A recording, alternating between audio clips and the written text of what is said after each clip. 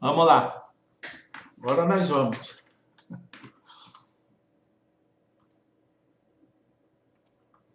Vamos ver. Já estamos entrando no ar aí, doutor. Tá bom? Tranquilo. Desculpe aí. Vamos ver Não há aí. problema nenhum. Aí. É Fica isso aí. tranquilo, Chicão. Legal, muito obrigado aí pela compreensão.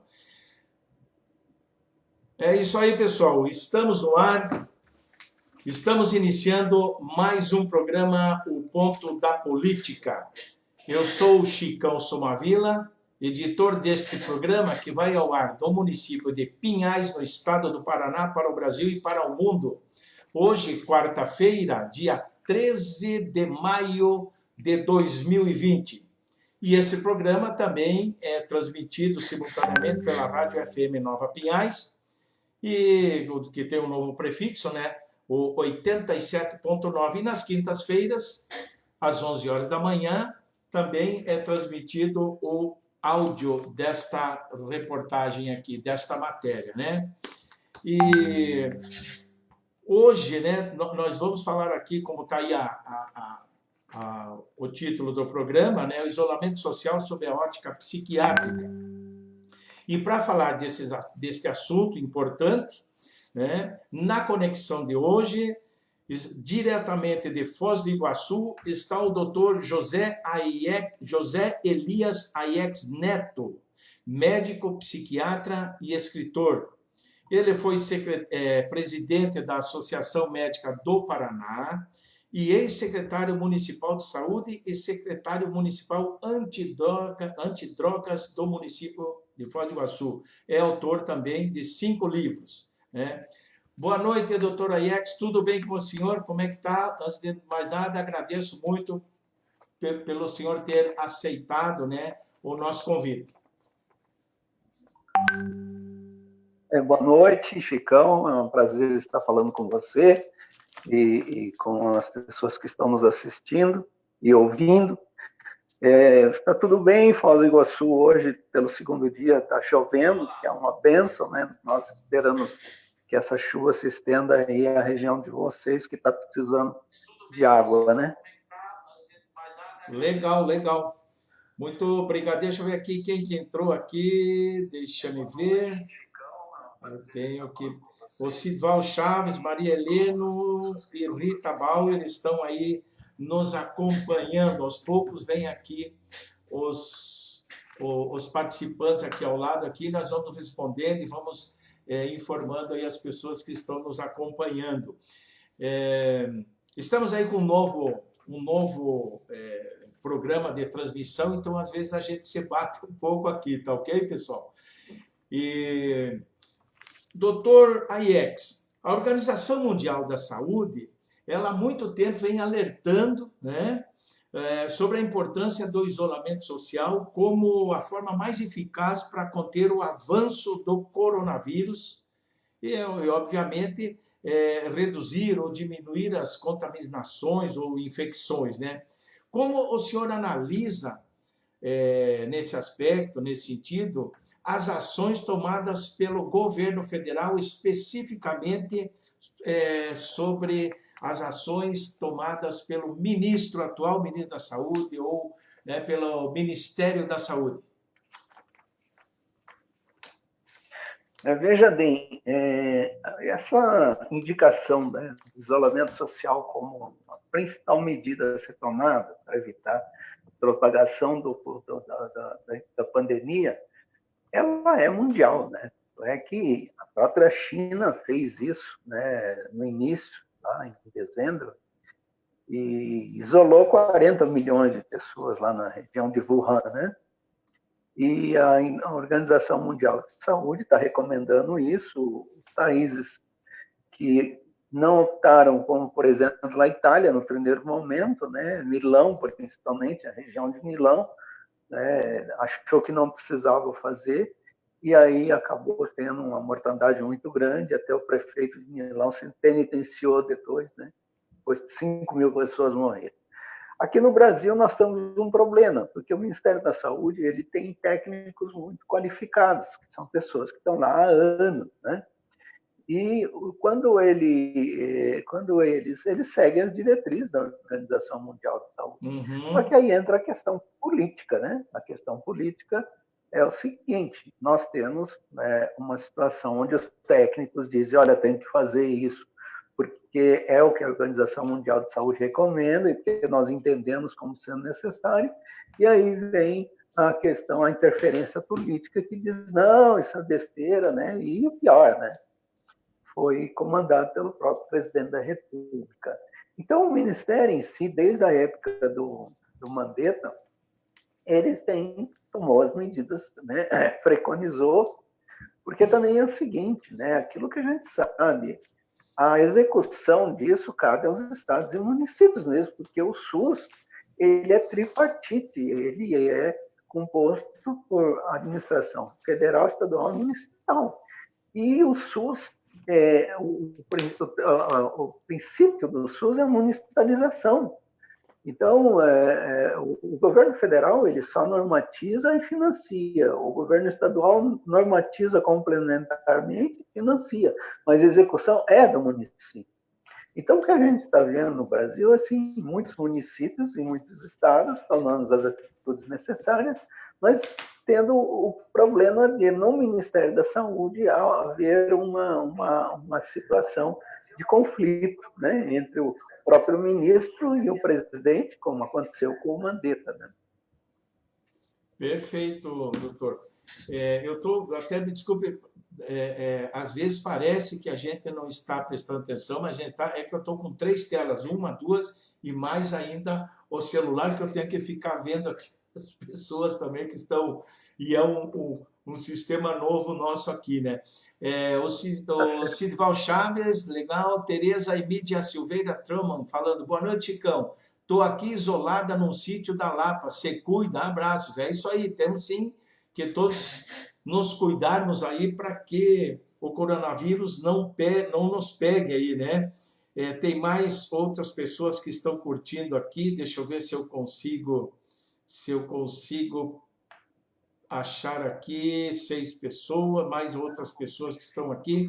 Eles não estão, não. O delay do programa ele demora um pouco para até aparecer o nome das pessoas aqui que já estão curtindo, mas nós estamos daqui um pouco aparece o nome de vocês todos aí, os seus comentários aí ao lado, ok? Doutora Iete, e em sua opinião, quais as consequências da quebra do isolamento social para a população de um modo geral? Ela afeta mais as pessoas menos favorecidas, as classes menos favorecidas, ou ela afeta todas as classes de uma forma só? Seguramente que afeta mais as pessoas menos favorecidas financeiramente mesmo, porque eles têm mais dificuldade, né, de se manterem um isolamento dentro das próprias casas, né? A gente sabe que existem residências no Brasil onde moram várias pessoas, às vezes num quarto dorme 2, 3 pessoas, né? E isso, para fazer o isolamento, é muito mais complicado. Agora, é lógico que o vírus não escolhe pessoa, aquela classe social, ele vai afetar a todos, né? Tanto é que você viu que lá em Blumenau, o que aconteceu, né? A prefeitura resolveu liderar a frequência aos shoppings e aumentou barbaramente. Acredita-se que quem vai a shopping não é um pessoal que tenha muita carência financeira, né? Pessoal que tem condições de comprar, tá certo? Então, assim, não há nenhuma imunidade causada pelo fato da pessoa ter mais ou menos recursos financeiros. Só que, seguramente, em função daquilo que eu falei, né? As pessoas com mais poder aquisitivo andam de automóvel, ou as de menos andam de coletivo, e no coletivo a maior possibilidade de contágio, né? Então, mas é aquilo que várias vezes eu já vi várias pessoas dizendo, não, o vírus é democrático, né? Ele não escolhe pessoas para tomar conta, né? Ah, interessante. Eu quero, deixei aqui de agradecer a Bernadette Tele Teixeira, que fez a ponta aí para que a gente pudesse entrar em contato com o senhor, né, para podermos fazer essa live aí. Eu quero deixar um grande abraço aqui para Bernadette Tele Teixeira, que fez a ponte para que a gente pudesse estar falando agora Sim, aqui. Muito legal mesmo. Um abraço para certo. Bernadette, para todos os iguaçuenses, que eu morei me criei em Foz do Iguaçu. Pô, que beleza. É. Ah, que beleza. E, doutora Ex, o não cumprimento do isolamento social, ele coloca em risco a vida dos profissionais da saúde, né? E de todos aqueles que trabalham nesse segmento, desde da pessoa que trabalha na manutenção, na faxina, até o mais alto grau, digamos assim, do comando do trabalho na saúde, do médico, enfermeiro, enfim, ela afeta todas, né? É, a vida dessas pessoas, não é verdade? Sem dúvida. Veja bem, quando se falou, né? Quando começou a se traçar as estratégias para enfrentar a pandemia, o que se explicava? Né? E nós teríamos que achatar a curva, né, da incidência da contaminação. Por quê? Porque se houvesse um aumento assim vertiginoso, vertical, né, quer dizer, de repente você tem um número muito grande de pessoas ficando infectadas e procurando os hospitais, o que iria acontecer? Poderia entrar em colapso, como já aconteceu em vários lugares, né? Na Uhum. Itália, por exemplo, chegou um ponto na região lá da Lombardia de que eles tinham que escolher quem vai morrer e quem não vai morrer. Para os profissionais de saúde ou para as pessoas que estão trabalhando na frente de batalha, existe o risco da contaminação também mesmo, porque apesar deles trabalharem com equipamentos de proteção individual, né, os EPIs, muitas vezes pode ser que escape, né, e que acabe se contaminando. Mas uma das coisas que é importante é que a gente entenda que, do ponto de vista emocional, isso compromete muito a saúde dos que estão lá na frente de batalha. Porque você já imaginou quanto deve ser sofrido para um profissional de saúde ter que escolher quem vai morrer e quem não vai morrer, quem vai receber um respirador, quem não vai receber um respirador. Então, o que as pessoas, eu tenho visto, sabe, Chicão, é o seguinte, muitas pessoas dizendo assim, mas tem hospitais que não estão lotados, isso é mentira, que não sei o quê, né, que não. A grande questão é assim, por exemplo, Foz do Iguaçu, nós temos em Foz do Iguaçu uma realidade muito boa nessa questão. Até agora morreram 2 pessoas em Foz do Iguaçu. Mas também o seguinte, a prefeitura ela se preparou para isso. E foi adotado um esquema de isolamento social. Eu, por exemplo, estou em casa faz 1 mês e tanto, né, que eu sou idoso, eu estou do grupo de risco, sabe? Então, assim, o fato de não ter pessoas doentes é ótimo, né? Mas ele foi provocado pelo quê? Pelo isolamento. Nós temos casos em Foz do Iguaçu, já tivemos 2 mortes, mas tudo monitorado. Então as pessoas têm que entender isso, que se elas se expõem, se elas adotam essa postura de negar o problema da pandemia, elas estão colocando em risco a vida das outras pessoas, principalmente daqueles que estão na frente de batalha. Ah, perfeito. Deixa, o isolamento social. O senhor está ouvindo bem aí? Está meio ruim aqui. Estou ouvindo, estou Ah, ouvindo, tá, estou tô. ouvindo. Legal.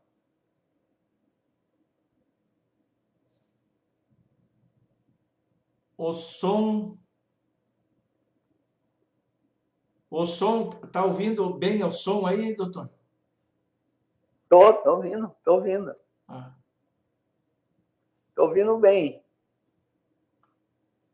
É que eu não estava ouvindo o senhor agora, passei a ouvir novamente. Deixa eu ver aqui, que o senhor estava falando,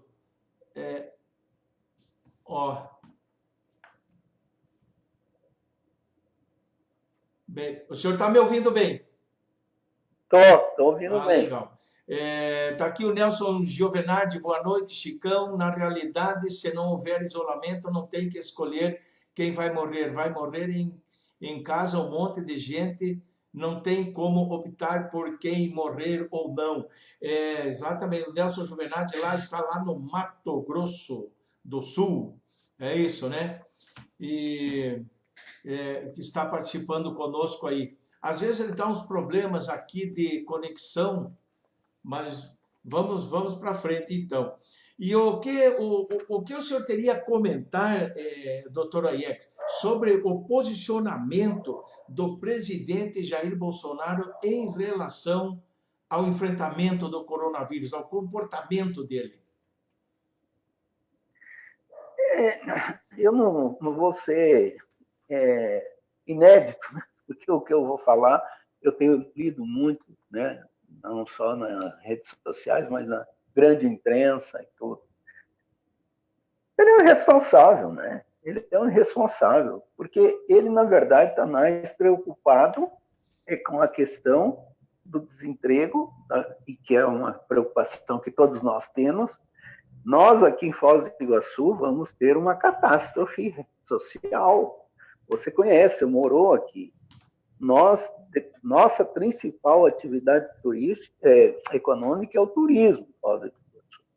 E isso eu tenho certeza que uma das atividades turísticas, das últimas que vai se recuperar, das econômicas que vai se recuperar, é o turismo.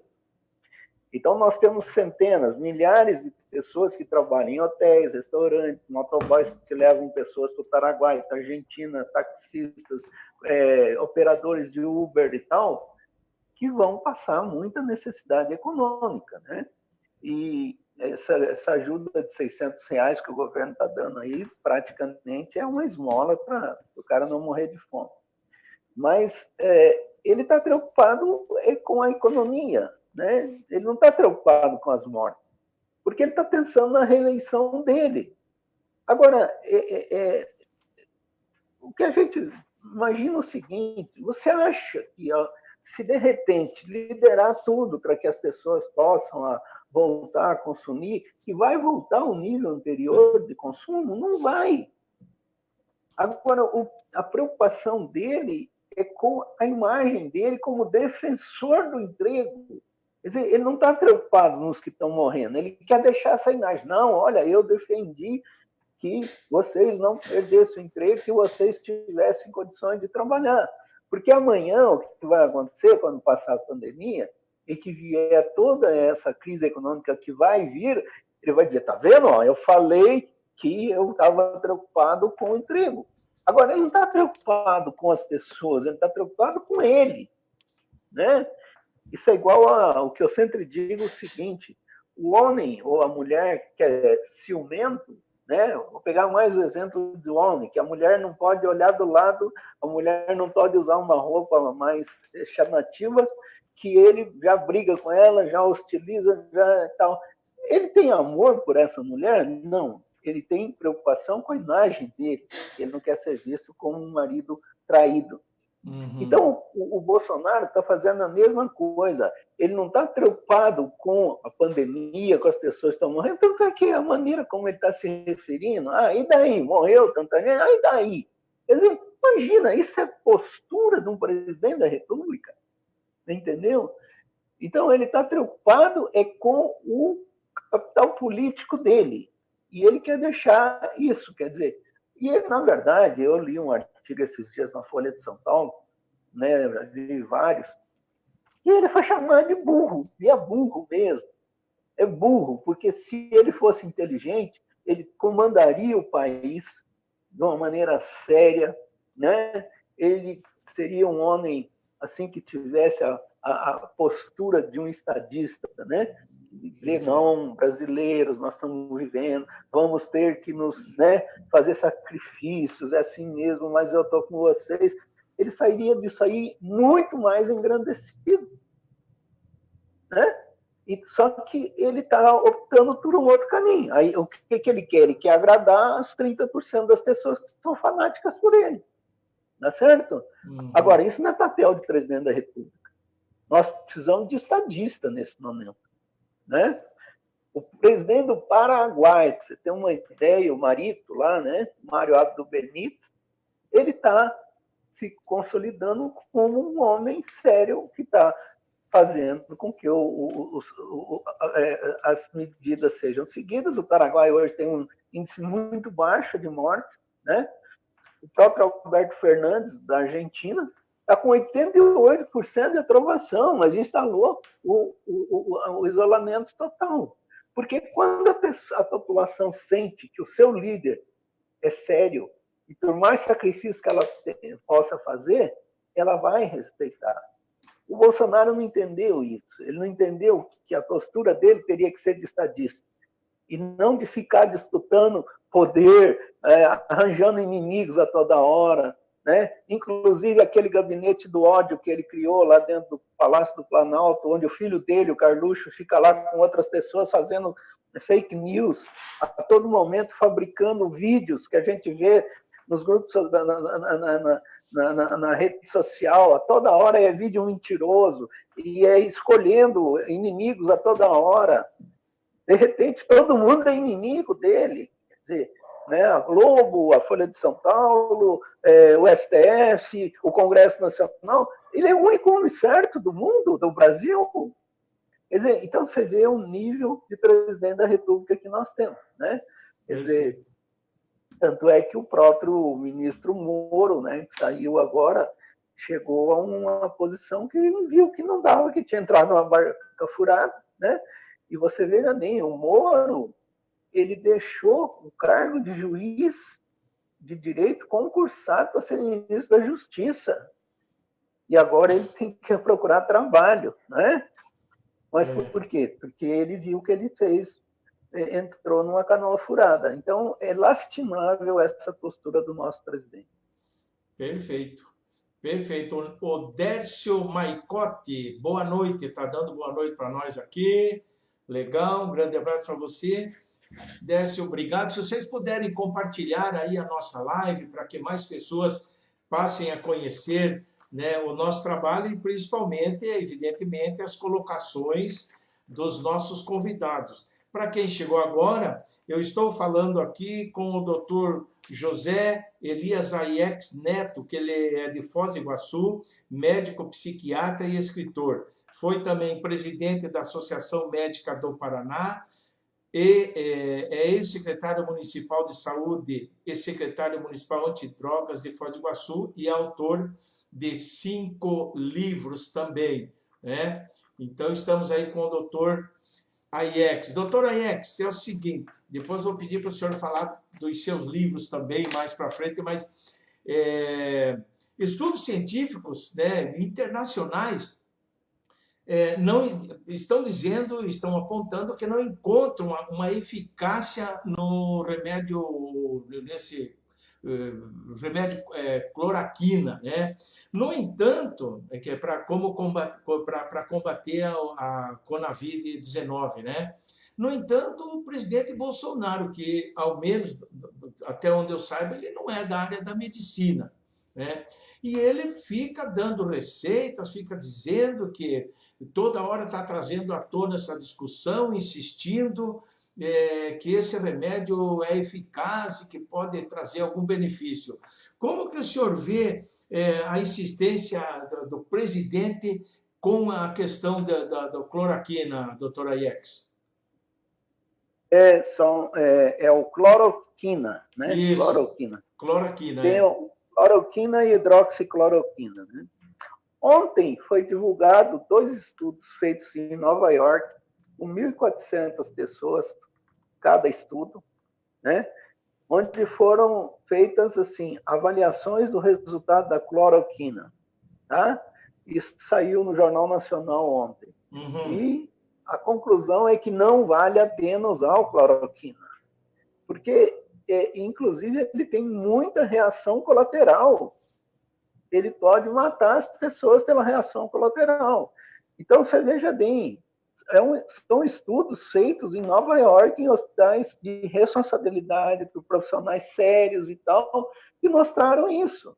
Agora, o Bolsonaro, ele é uma pessoa que ele adora puxar o saco do Trump, né? O Trump, para ele, é o ídolo dele, ele humilha o Brasil fazendo saudação para a bandeira americana, quer dizer, ele é um nacionalista que está a serviço dos Estados Unidos, né? Uma coisa absurda que as pessoas não enxergam isso, né?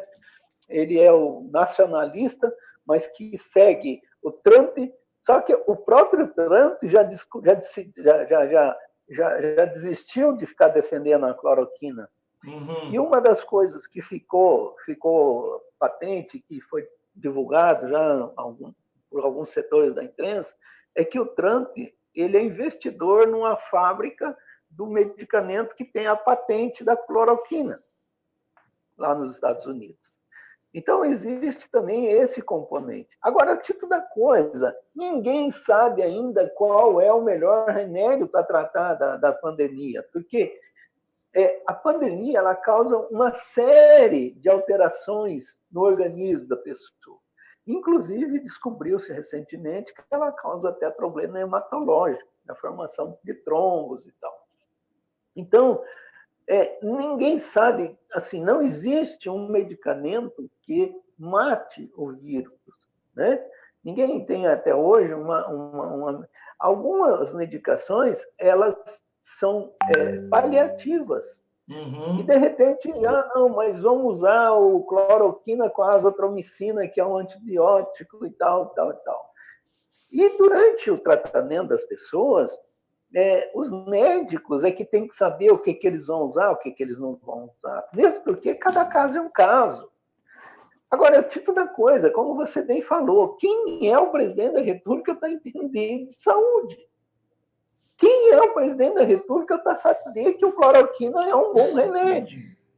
Sendo que os outros estudos que eles estão fazendo lá em Nova York e em outros lugares, lá houve um estudo que foi feito no Amazonas com a participação da Fiocruz, que é uma fundação importante aqui do Brasil, né, que também chegou à conclusão que não é eficaz e que não. Agora, é o tipo da coisa, na hora que a pessoa está para morrer, né, vamos usa qualquer coisa, né? Mas dizer assim, não, já está comprovado que cloroquina vai resolver, não está.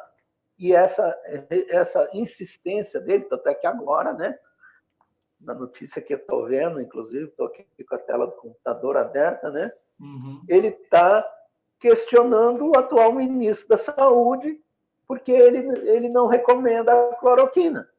O ministro da Saúde diz, eu não recomendo a cloroquina assim, como uma medicação que deve ser usada para todo mundo, porque ela tem muitos efeitos colaterais. Agora, ele está, mais uma vez, entrando em choque com o seu ministro da Saúde.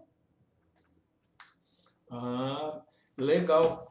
Bacana a explicação, suas colocações são bastante importantes, que o senhor é uma pessoa, enfim, né, da área e sabe o que está falando. É que some o som aqui de vez em quando, por isso que eu entro, doutor. Pode continuar, por favor. Não, já terminei essa. Tá, é que some o som aqui, eu fico meio perdido.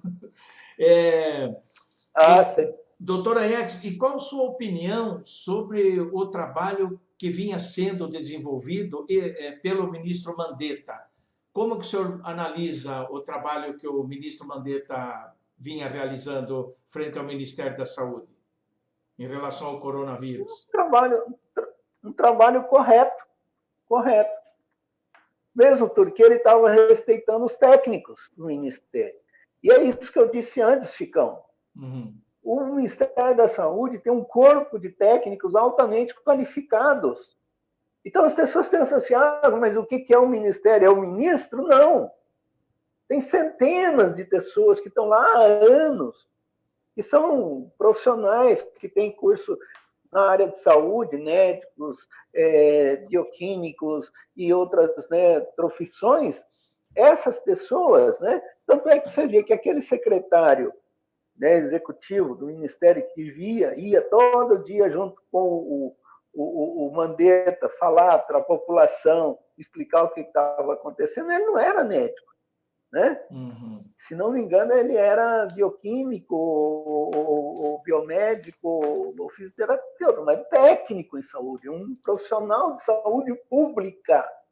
Então, o Mandetta estava dando voz a eles e estava respeitando a opinião deles e estava indo bem. E outra, estava fazendo interlocução com o povo brasileiro. Todos os dias ele ia à televisão falar com o povo brasileiro.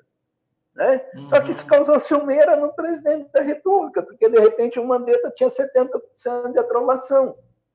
Aí o presidente da República achou que o Mandetta estava ofuscando ele e tirou-o. Entendeu? Quer dizer, então, na verdade, o Mandetta foi uma grande perda para o Brasil, porque realmente ele estava conduzindo bem o Ministério da Saúde. Ah.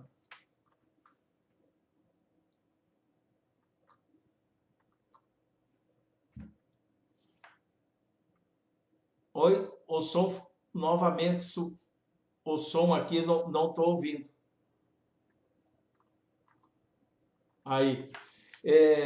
Agora eu parei. É que o delay, eu tenho que acertar ainda esse programa, tem alguns acertos para fazer aí, pelo jeito. Mas legal. Doutora Aietes, e o trabalho do atual ministro Nelson Tec, né? O trabalho dele. Aliás, esse ministro, ele foi terça-feira, se eu não me engano, na segunda-feira passada, ele foi pego de calça curta no meio de uma entrevista. Olha, sinceramente, se eu sou o ministro, na minha opinião, se eu sou o ministro, eu pedia o boné na hora. E ele falando, ficou todo perdido. Não, o presidente já liberou aí barbearia, salão de beleza, academia. E ele, liberou, não sabia e tal. Salões, enfim, liberou sem...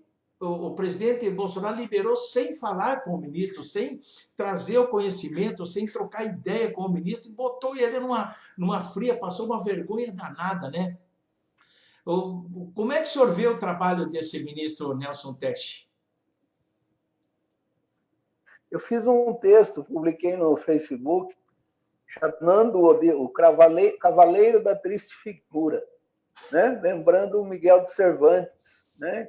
Em Dom Quixote. Um cavaleiro da triste figura, o Nelson Teche. Uhum. E eu, como médico, me sinto envergonhado por ele. Porque um médico, com as credenciais que ele tem, um oncologista respeitado, certo? Aceitar ser tratado dessa maneira, é como você falou, eu teria ido embora para casa, teria pedido demissão. Eu assisti também, eu fiquei horrorizado. Muitos colegas meus de profissão falaram, gente, o que é isso?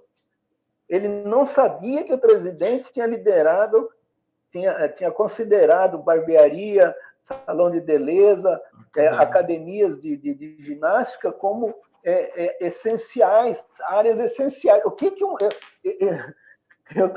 eu tô aqui, Nelson, eu estou de cabelo comprido, porque minha esposa falou, não, você não vai na barbearia cortar o cabelo, porque aqui em Foz do Iguaçu o prefeito já liderou, mas por causa que nós estamos naquela situação que eu falei antes, né? Nós tivemos 2 mortes só até agora, então. Mas ela falou, não, senhor, não vai cortar o cabelo. Agora, algum problema? Eu necessito cortar o cabelo? Não. E ele considera isso atividade essencial, o presidente da República, e lidera o funcionamento disso sem consultar o ministro da Saúde. E o ministro da Saúde vai dar uma entrevista e não sabe que ele liderou. É terrível. Agora, eu te falo, ele já começou mal, né, Chicão? Uhum. Quando ele disse, só que ele não disse agora, ele disse no ano passado, num evento, que se tivesse que optar entre escolher salvar um jovem ou um idoso, ele escolheria o jovem, né? Isso, eu fiz um outro texto naquela ocasião, e eu disse o seguinte, Ele é defensor, assim como o presidente, do que a gente chama de necropolítica. A necropolítica neoliberal, tá certo? O Michel Foucault, né, um grande filósofo, ele criou o termo do biopoder e da biopolítica, né? Que é o seguinte: você tem o poder sobre a saúde das pessoas, sobre a vida, né? E estabelecer uma política em relação à vida, né? A saúde das pessoas. E houve um camaronês chamado Achille Mbembe, né? Que é um sociólogo respeitadíssimo no mundo inteiro, que criou um termo chamado da necropolítica, que é a política que não está preocupada com a vida, está preocupada com a morte, né? Perfeito. E o Erich Fromm, que é um psicanalista também, muito que eu respeito, que é um psicanalista que eu mais respeito e que tenho muitos livros dele aqui, inclusive hoje eu recebi mais um, né? Eu comprei na estante virtual, né? Aqui eu recebi o Ter ou Ser, né? Porque a questão toda que tem por trás disso é uma concepção de sociedade, né? O que vale a pena, ter ou ser, né? Para os liberais, o importante é ter. Tudo a funcionamento da sociedade é colocado em função da área econômica. Você tem que ter recursos financeiros, você tem que ter. Então é o seguinte: a valorização do ter sobre o ser. Então, assim, mas o ser humano não vale tanto a pena assim, não. Se eu tiver que escolher entre um idoso e um jovem, eu vou escolher o idoso, porque o idoso já viveu bastante. É a tua história. Eu tenho 68 anos, eu escrevi 5 livros e tenho um sexto que está na editora, né? Eu poderia ser um cientista que tivesse para descobrir uma vacina para a pandemia. Agora, porque eu sou idoso, eu já vivi bastante, né? Quer dizer, então, é lógico que não deveria deixar o jovem morrer, mas o grande problema é que sucatearam tanto o SUS, sucatearam a saúde, e nos últimos anos, em todos os governos, eu não vou defender governo nenhum, inclusive os governos do PT, o governo do Michel Temer, todos os governos sucatearam a saúde. Por quê? Porque eles estão a serviço da iniciativa privada, eles estão a serviço da mercantilização da medicina, que me envergonha profundamente. Tá certo? E para quem pensa no lucro, a vida não vale nada. Então eu disse o seguinte: por trás dele, e ele representa a iniciativa privada na saúde, ele nunca trabalhou em SUS, ele não conhece SUS. E hoje ele está fazendo um papel ridículo porque o presidente da República encheu o ministério de militares. O número 2 dele era o comandante da Amazônia, que veio assumir o Ministério da Saúde. Então, quem está mandando o Ministério da Saúde são militares. E ele está fazendo um papel de marionete. Ele está lá como uma marionete. O cavaleiro da triste figura, como eu disse. Perfeito. Perfeito.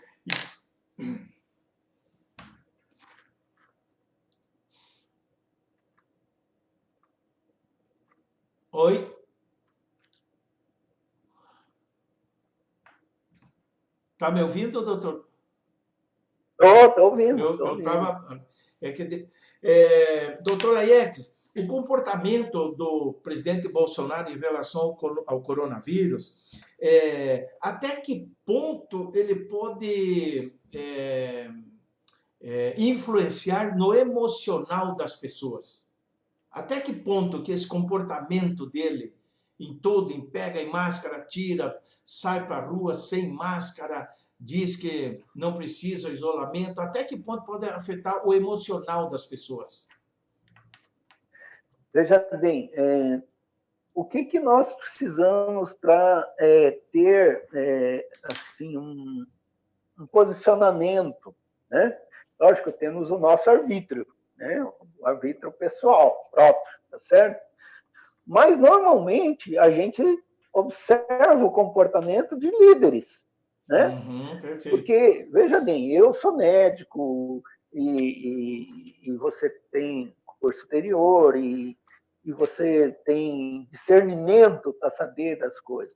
Mas imagina uma pessoa mais humilde, que não teve oportunidade de estudar muito, fazer uma faculdade, ou mesmo que não tenha muito capacidade de discernimento, ela vai se espelhar em quem? No presidente da República, tá certo? Que ele é a figura mais importante do país. Agora, o que ele está transmitindo para essas pessoas? Irresponsabilidade, né? Um discurso contraditório, porque enquanto o Ministério da Saúde diz uma coisa, ele diz outra, né?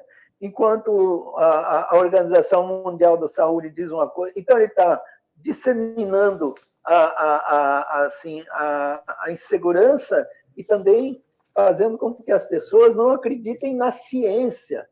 E na medida que você deixa de acreditar na ciência, e isso é uma coisa muito séria que está acontecendo no nosso país, e tem muita gente que está deixando de acreditar na ciência para acreditar em algumas religiões, tá certo?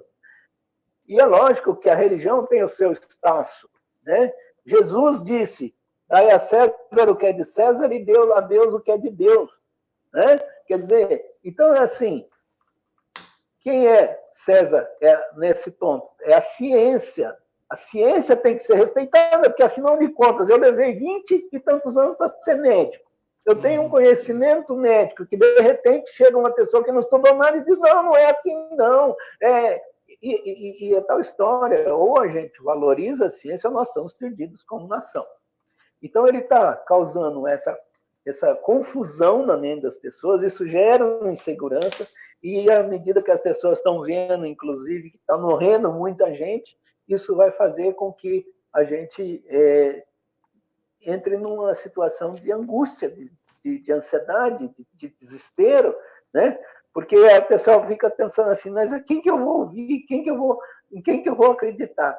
Então, precisaria ter uma liderança séria, né? que soubesse do seu papel e levasse a nação, as pessoas, a enfrentar essa pandemia de uma maneira muito mais serena e muito mais responsável. Perfeito. Doutor Ex, os povos indígenas, eles vêm sofrendo assédios, assassinatos por parte de garimpeiros e invasores de suas terras, certo? E como o senhor vê as ações do governo federal nesse momento para conter o avanço do coronavírus nas terras dos povos indígenas? Você tocou num ponto muito importante, inclusive eu estava agora à tarde lendo muito, eu leio muito sobre isso. Eu até estava estudando aqui uma região da Amazônia, que tem uma amiga minha que está indo para lá, para trabalhar como psicóloga, a região de Novo Aripuanã, tá? Ali no Rio Madeira, né? Uhum. E eu acompanhei aquele movimento do Sebastião Salgado, né? Aquele fotógrafo famoso, que é um orgulho para nós brasileiros, né? Sebastião Salgado conseguiu mobilizar o apoio de pessoas muito influentes, a Meryl Streep e vários atores americanos, né? Para uma campanha de defesa dos povos indígenas da Amazônia, né? Agora, a gente sabe que os indígenas no Brasil estão sendo submetidos a um genocídio, né? Pelos grileiros de terra, pelos madeireiros. Na Amazônia, ali na região de Novo Aripuanã, né, eu li, né, ali tinha seringueiros e os grileiros, outra coisa, garimpo, né? O garimpo ilegal, então estão destruindo a Amazônia. Então, por exemplo, agora a gente tem um dado, né? Que houve um aumento do desmatamento da Amazônia esse ano de 67%. Quer dizer, estão derrubando a floresta amazônica, estão matando os rios com mercúrio que é usado no garimpo do ouro, tá certo? estão expulsando as pessoas que trabalham com extrativismo, né? Com a coleta do látex, coleta da castanha e tal, e estão massacrando os índios. Porque na medida em que eles levam a doença para os índios, que têm uma imunidade muito mais baixa que nós, porque eles já vivem no isolamento, eles vão ser dizimados pela pandemia se o governo federal não fizer nada. E ele não está fazendo nada, por quê? Porque faz parte da política do presidente da República e do ministro Ricardo Salles, que é o ministro, né, do Meio Ambiente, favorecer esses segmentos de minerador, de garimpeiros, de madeireiros, né, dessa gente que quer destruir o meio ambiente. Eu digo que eles também são necrófilos, viu, Chicão? Aquilo que eu falei antes, né? Porque o necrófilo, ele ama o que não tem vida, né? E existe o Eric Fromm, ele fala muito bem disso num livro que ele escreveu chamado O Coração do Homem, né? Existem os biófilos, como nós, que valorizamos a vida, e os necrófilos, que são aqueles que valorizam só o que não tem vida, o dinheiro, o bem material e tal. Então, essas pessoas são necrófilas, e o presidente da República e o ministro Ricardo Salles estão a serviço deles e estão destruindo a população indígena desse país. Perfeito. Bacana mesmo. Vera Assis, boa noite, Chicão e entrevistado lá de Foz do Iguaçu. Está dando uma boa noite para o senhor aí também. E, doutora Iex, o senhor como médico psiquiatra, o que o senhor aconselha para que as pessoas não entrem em pânico durante esse isolamento social, evidentemente com tudo que acontece, com o próprio isolamento e também com as matérias que são divulgadas, matérias que não são mentirosas, as matérias mostram a realidade. Covas sendo abertas, pessoas sendo enterradas em série, como dizem, né, sendo enterradas por tratores, enfim, os caixões colocados, são umas cenas terríveis, as pessoas... E os meios de comunicação estão procurando mostrar o que é a real. O que o senhor aconselha para as pessoas não entrarem em pânico por este momento, repito, pelo isolamento e pelas cenas que têm aparecido nos telejornais? Veja bem, existe no psiquismo, né, uma questão clássica que nós, psiquiatras, psicólogos, psicanalistas, sabemos que é o seguinte: o ser humano, ele muitas vezes utiliza de mecanismos de defesa do ego, que são chamados, tá? Para não sofrer, tá certo? Então, por exemplo, se eu não quero encarar uma realidade, eu faço de conta que aquilo não está existindo, né? Seria mais ou menos como a avestruz, né? A avestruz, quando ela está em perigo, que o leão vai devorá-la, ela chega e enfia a cabeça no buraco e não quer enxergar, porque ela vai ser devorada, mas ela não viu, tá certo? Então é o seguinte: o que está acontecendo hoje, tem muita gente querendo enfiar a cabeça do buraco e não vê o que está acontecendo. Mesmo porque não acredita, tem tanta opinião contraditória, e principalmente existe aquilo que eu falei antes: o gabinete do ódio no Palácio do Planalto criando do fake news, né, para desviar a atenção das pessoas, o presidente da República tomando atitudes tresloucadas para todo dia chamar a atenção de uma coisa e tirar a atenção. Nesse momento, nós temos que entender o seguinte: aquilo que você disse. Aí, de repente, por exemplo, a Rede Globo é o demônio. Agora, a Rede Globo está mostrando fatos reais, né? Como você falou, gente morrendo, de famílias lamentando a morte dos seus parentes, tá certo? Ela está fazendo jornalismo.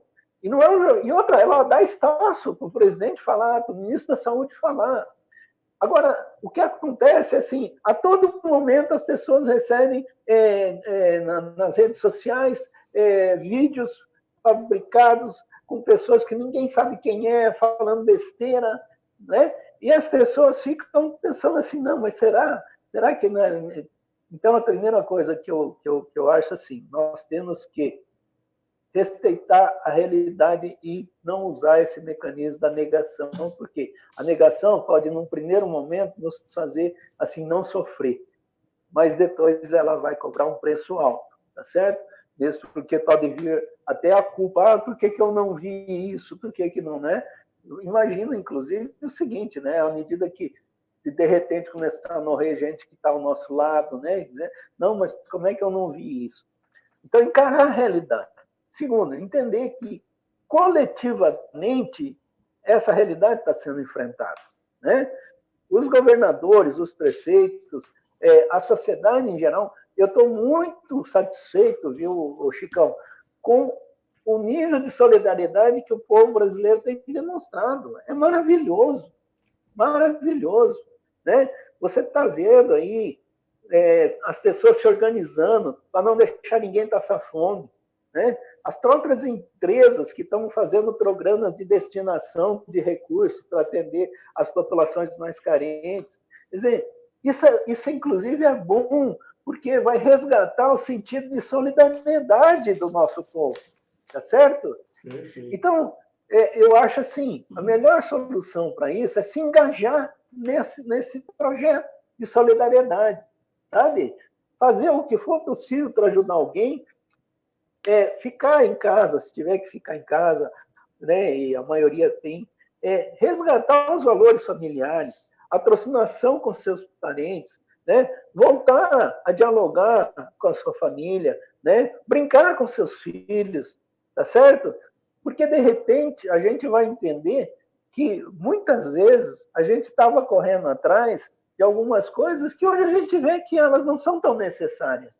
E que o mais necessário é esse sentimento de pertencimento a uma família, a uma comunidade e a uma sociedade. Porque na medida que você se sente pertencendo, né, a uma sociedade, a uma comunidade, que você sente que você tem uma família, que é o seu ninho, né? O seu lar, onde você tem a sua família, é o seu ninho.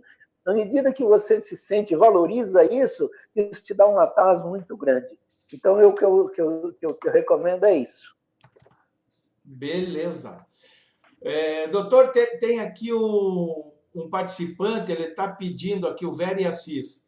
Gostaria que o doutor comentasse sobre a quarta onda da pandemia, saúde mental. Pois é isso que eu falei, Isso, né? exato. Da saúde mental, lógico, eu até vi, eu aproveito para falar do novo livro que eu escrevi e que está na editora, né? Que é o Barbárie Consentida. Tá? Barbárie Consentida, eu falo o seguinte, nós, antes da pandemia, nós já vivíamos uma situação de instabilidade emocional muito grande. Tanto é que você sabe que o índice de estresse, depressão, burnout, né, suicídio, dependência química na nossa sociedade é altíssimo. Né? Uhum. E a grande questão, e eu como psiquiatra, eu escrevi um livro que eu lancei em 2012, tá? Chamado Psiquiatria Sem Alma, tá?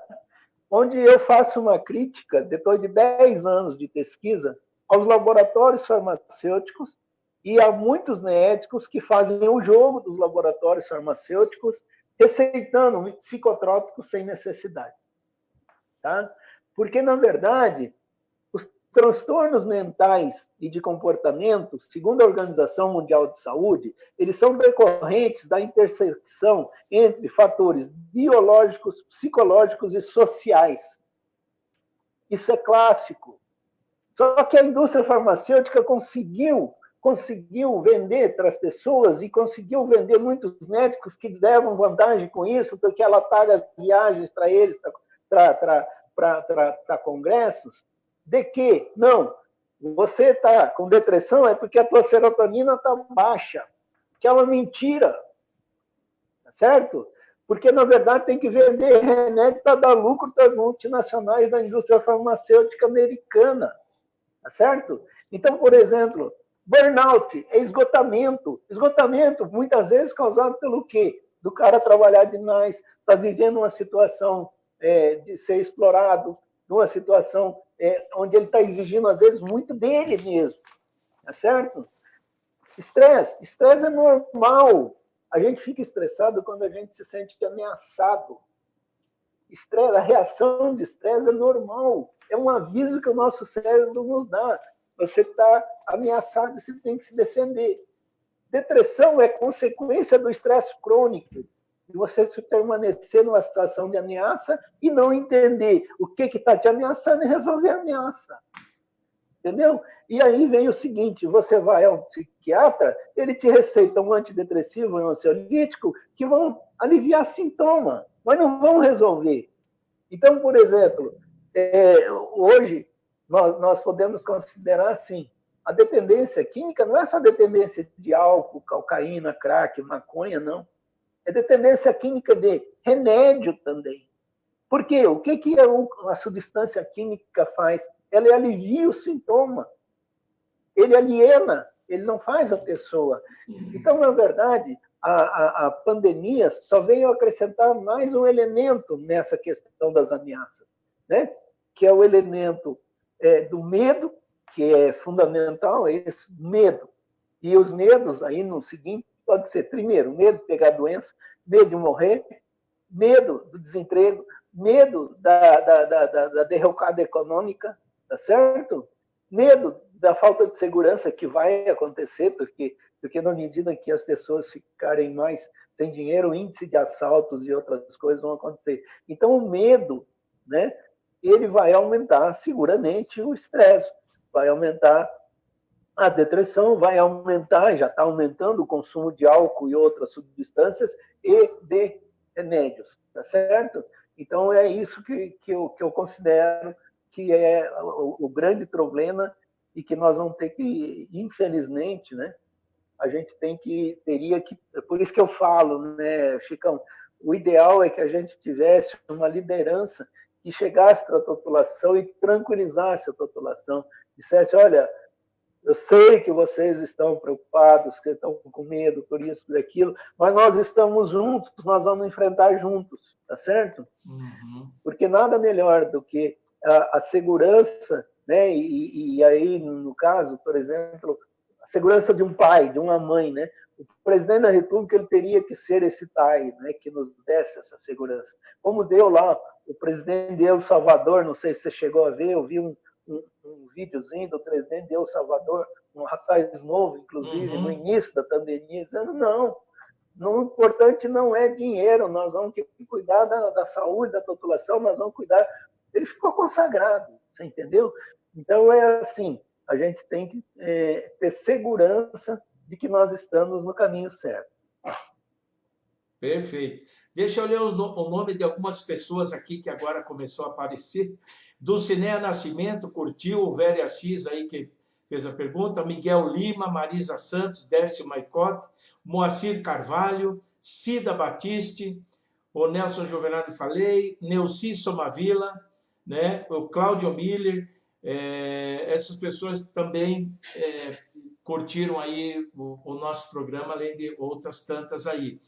E eu diria que agora, para o meu convidado, o doutor Aiex, né? Doutor Aiex, eu deixo aqui, agora estamos já com quase 1 hora de programa, muito legal, muito gostoso mesmo, né? Eu deixo aqui um espaço, né, para o senhor fazer aí as suas considerações finais, quem sabe tocar em algum assunto que o senhor gostaria ou queria que fosse abordado e eu não abordei. Por favor, fique à vontade para as suas considerações finais. Eu agradeço essa oportunidade, né, de estar conversando com você e com as pessoas que estão nos acompanhando. E eu tenho falado uma coisa, sabe, Chicão, que é o seguinte, A nossa sociedade está doente há muito tempo, né? O Erich Fromm, esse psicanalista aqui, que eu já mostrei o livro, mas eu tenho outro livro ali na estante dele, que se chama Psicanálise da Sociedade Contemporânea. Ele escreveu em 1965. E no primeiro capítulo do livro ele pergunta: pode uma sociedade estar doente? E responde: sim, uma sociedade pode estar doente. E uma sociedade doente, o cidadão adquire o que ele chamou de defeito de caráter socialmente modelado. Que eu comparo com a lei do Gerson, que você deve lembrar, né? Sim, o Gerson Canhotinho da do vantagem. Ouro, né? Que fazia a propaganda do cigarro Vila Rica, né? Você tem que levar vantagem em tudo, certo? Né? Então é o seguinte, isso aí é uma situação assim que as pessoas começaram a assumir os valores negativos de uma sociedade neoliberal, né? Porque eu não sou contra o capitalismo, meu pai tinha loja, eu fui criado em loja, foi graças ao trabalho do meu pai como comerciante é que eu fui médico e tal, mas o neoliberalismo, ele estipulou valores como assim, primeiro, individualismo, né? Cada um por si, Deus por todos. Competição pelo ter, né? Você vale pelo que você tem, não pelo que você é. Consumismo, você tem que consumir, né? Inclusive ontem, eu não sei se você conhece Eduardo Moreira, uma pessoa que está aí aparecendo no Brasil, no cenário brasileiro, maravilhoso, é um rapaz lá do Rio de Janeiro. Ele lançou um livro chamado Economia... Hã? O Eduardo Moreira. Economia do Desejo. Eduardo Moreira. Ele diz o seguinte: existe a economia das necessidades. A gente compra aquilo que a gente necessita. E existe a economia do desejo, que é despertado por publicidade e tal, e que muitas vezes você compra coisas e que você não sabe o que você comprou, e de repente ela fica entulhando a tua casa, tá certo? Então é o seguinte, mas você tem que ter, porque você tem que provar para o teu vizinho que você tem mais que ele. O consumismo, né, que é isso, né, quer dizer, você tem que consumir, e o imediatismo, né? Tudo tem que ser para hoje. Não pode ter planejamento a médio e longo prazo, não, tudo tem que ser. Essa sociedade doente, ela tem funcionado assim, né? Ela tem funcionado em cima desses valores, e isso gera um sofrimento psíquico muito grande, né? O índice de estresse, de depressão, porque, veja bem, se eu sou condicionado a pensar que eu só valho pelo que eu tenho e eu não tenho, o que eu fiz? Eu me sinto ameaçado. Se eu não tiver uma boa estrutura de personalidade, né? Então, é assim, ou a gente revê, e eu acredito que nesse sentido a pandemia vai nos ajudar muito a rever esses valores, sabe? A gente vai ter que mudar essa nossa concepção de valor, tá certo?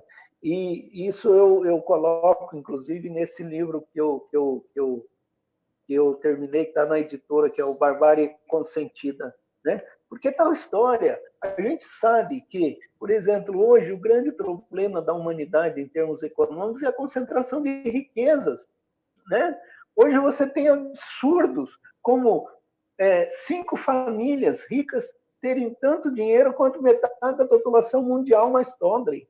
Você tem no Brasil 6 pessoas, os mais ricos do Brasil, terem tanto dinheiro quanto 100 milhões de pessoas. E esses ricos, eles não gastam. Então, eles geram desemprego, né? Tem o Ladislau Dalmor, é um economista da PUC, ele escreveu um livro chamado A Era do Capital Improdutivo, tá certo? Então é o seguinte, o dinheiro que esses muito ricos têm fica aplicação financeira, ele não gera emprego. E aí as pessoas não se dão conta. Vivem do rentismo. Do rentismo. O rentismo, ele esteriliza a riqueza, né? Porque o Eduardo Moreira fala que existe diferença entre riqueza e dinheiro, tá certo? Agora, o dinheiro está nos bancos, gerando lucro para os banqueiros, tá certo?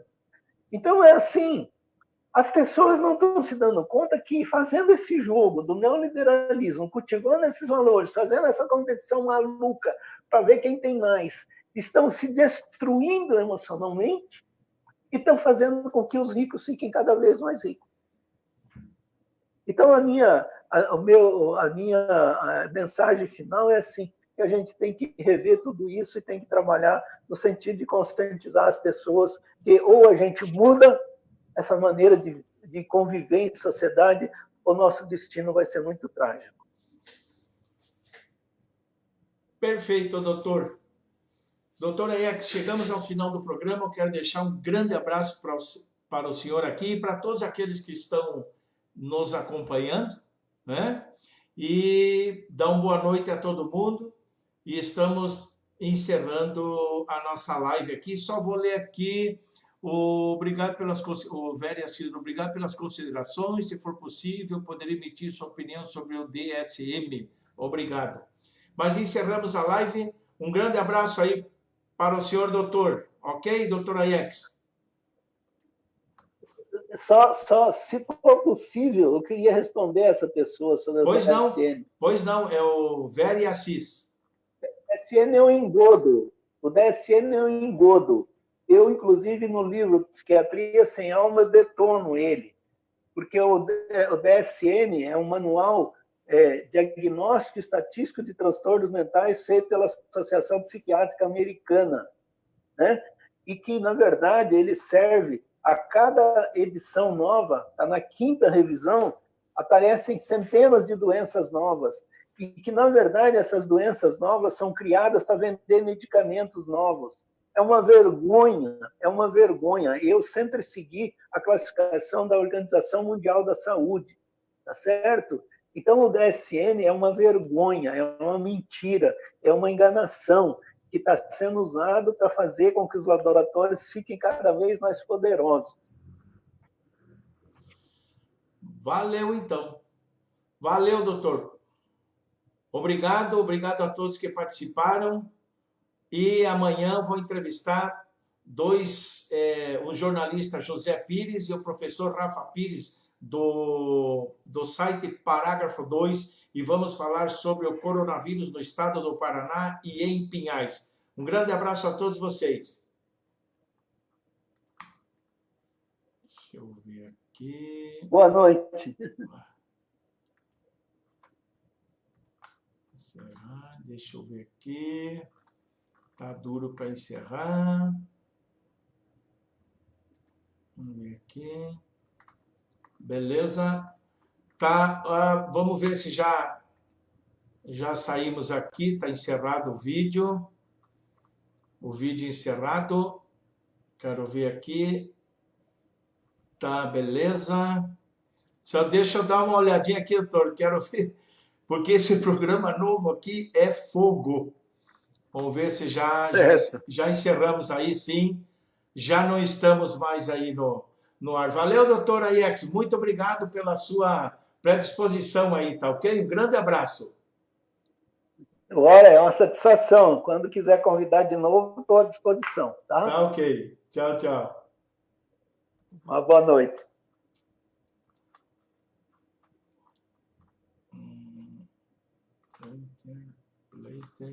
Quero ver onde é que tá. Ah, é aqui que eu tenho.